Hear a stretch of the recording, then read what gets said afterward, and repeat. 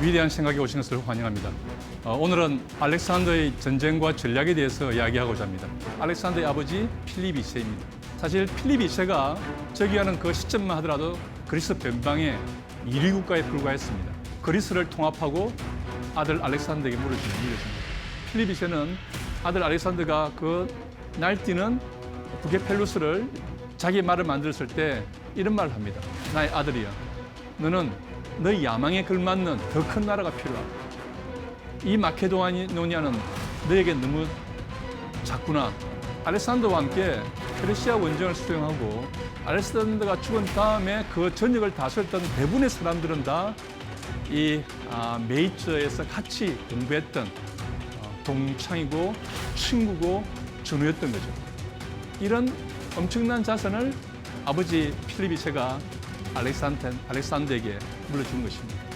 알렉산더는 약간 20살의 나이로 왕이 즉위하게 됩니다. 또 2년간의 준비를 거쳐 페르시아 원정을 시작하는데요. 그 당시만 하더라도 그리스의 중장 보병들이 갖추었던 창들은 2m 내외, 길이야 3m가 넘지 않았습니다. 근데 마케도니아의 중장 보병은 물경 길이가 6m가 되는 아주 장대한 창을 보유하게 됩니다. 알렉산더는 자기가 좋아하는 방법에만 고집하지 않고 주어진 상황에 맞는 전술을 개발하고 그것을 잘 운영함으로써 승리를 일구어내는 정말 전쟁의 천재, 전쟁의 기생 같은 존재였습니다. 알렉산더는 페르시아를 점령했지만 페르시아에게 마케도니아나 그리스의 정치제도나 그리스의 삶의 방식을 강요하지 않았습니다. 오히려 알렉산더는 페르시아 옷을 입고 페르시아의 전통을 따르면서 그들과 함께 동화되려고 노력했습니다. 이집트에 갔을 때는 이집트의 신을 받아들였고요. 예루살렘에 갔을 때는 유대인이 가지고 있는 신을 존중해 주었습니다.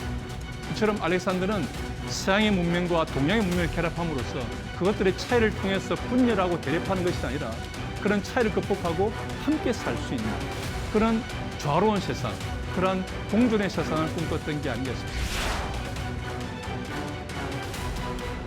예, 반갑습니다. 위대한 생각에 오신 것을 환영합니다.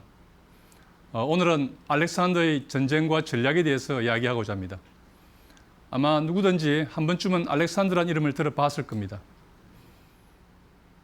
하지만 그 생각을 하기 전에 먼저 화면을 한번 봐주시죠. 이 그림은 폼페이에서 발견된 모자이크의 일부분입니다. 알렉산더 대왕이 마케도니아군을 이끌고 다리우스군과 싸우는 장면을 담고 있는데요. 거기에 아주 사실적으로 이 알렉산더의 모습이 담겨 있습니다. 그가 이런 공적을 생각하지 말고 그의 얼굴을 보고 어떤 사람인지 한번 생각해 보시죠. 계리에 찬 눈동자로 보입니까? 아니면 두려움에 찬 눈동자로 보입니까? 말은 또 어떻습니까? 우리가 알고 있는 전쟁 영웅으로서의 알렉산더의 모습보다 전장에서 두려움을 느끼면서 싸워야 하는 그런 한 인간의 모습을 발견할 수 있을 것입니다. 그런 마음을 가지고 알렉산더 이야기를 시작해 보도록 하죠. 알렉산더는 약간 20살의 나이로 왕이 즉위하게 됩니다. 그리고 2년간의 준비를 거쳐 페르시아 원정을 시작하는데요. 그리고 약 10년 동안 그림에 보이는 것처럼 페르시아 전체를 복속시키게 됩니다. 보다 정확하게 말하면 사실 주요 전쟁은 8년 만에 다 끝나게 됩니다. 왼편 끄트머리에서 헬레스폰트 협을 지났던 게 BC 334년이고요. 그 다음에 마지막 히데스페스 전투를 했던 게 326년입니다. 그러니까 한 8년 정도 기간 동안 이 광대한, 지금으로 말하면 그리스에서 터키, 그리고 시리아, 이라크, 이란, 그 다음에 아프가니스탄, 파키스탄까지 영토를 복속하는 대단한 성취를 이루게 됩니다. 자, 그럼 이러한 성취를 이루게 된 요인은 무엇이었을까요? 우리가 이제 주목하고자 하는 것은 바로 이 점입니다. 과연 어떤 이유들이, 또 어떤 조건들이, 어떤 전략적 사유가 작용해서 이러한 성취를 만들어냈는가? 오늘 이야기의 핵심은 이겁니다. 먼저 이 문제 인물에 주목할 필요가 있습니다. 알렉산더의 아버지 필립 2세입니다.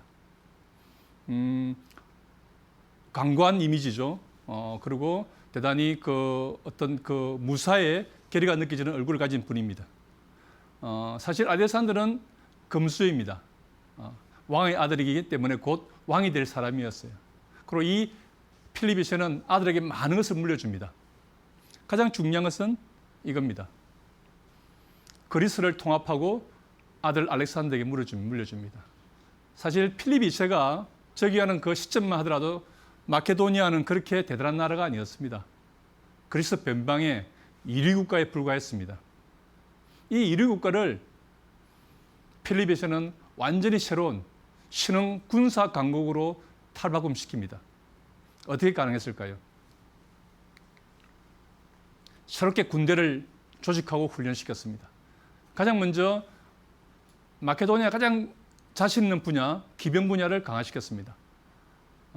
귀족 자제들을 모아서 훈련을 시키고 그들에게 보다 탁월한 전술적 능력을 발휘할 수 있도록 조직화시켰습니다. 그 부대 이름이 헤타이로이라고 부릅니다. 영어로 표현하면 컴패니온입니다. 동료들이란 말이죠. 이 당시부터 마케도니아 왕 필립 2세는 귀족 자녀들을 자신의 부하가 아니라 자신의 컴패니온으로 생각하고 함께 전장을 누비면서 싸웠던 겁니다. 그렇기 때문에 이들은 하나의 동지로서, 전우로서 굳게 단결한 거죠. 그리고 이들은 평시에 늘 군사훈련을 통해서 전력을 쌓아 나갔습니다.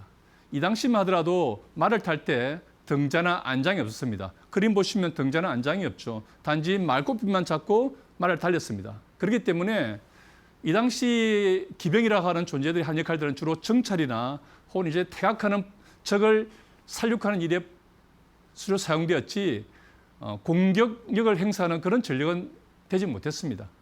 그런데 필립 2세는 이 불안정한 말 위에서 실제 전투를 할 수 있는 창을 내지르고 칼을 휘두를 수 있는 그러한 탁월한 공격 부대로 이 기병들을 탈바꿈시켰습니다.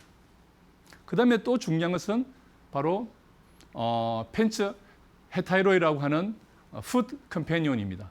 보병 기병이죠. 보병, 중장 보병입니다.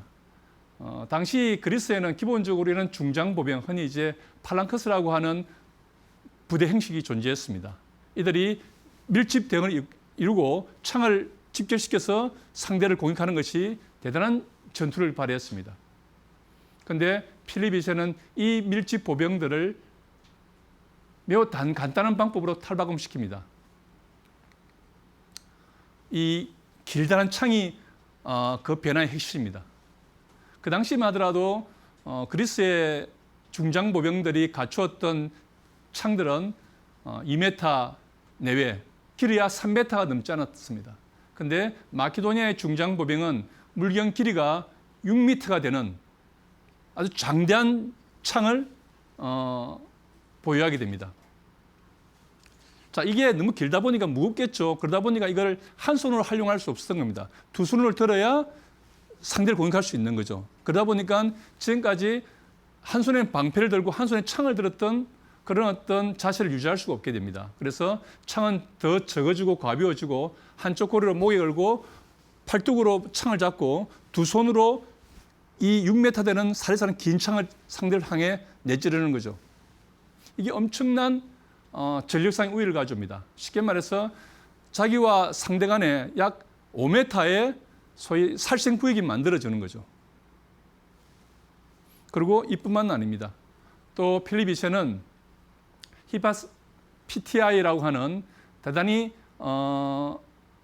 강한 전투를 가지고 있는 일종의 이제 특수부대 같은 유연한 또 보병을 유지합니다. 그래서 중장 보병이 가운데 있으면 거의 양측에 히파스 PTI가 존재하고 있고 배치되고 있고 그 바깥으로 소위 이제 헤타이로이 기병이 배치됨으로써 이런 구성으로서 전쟁을 수행할 수 있었던 거죠.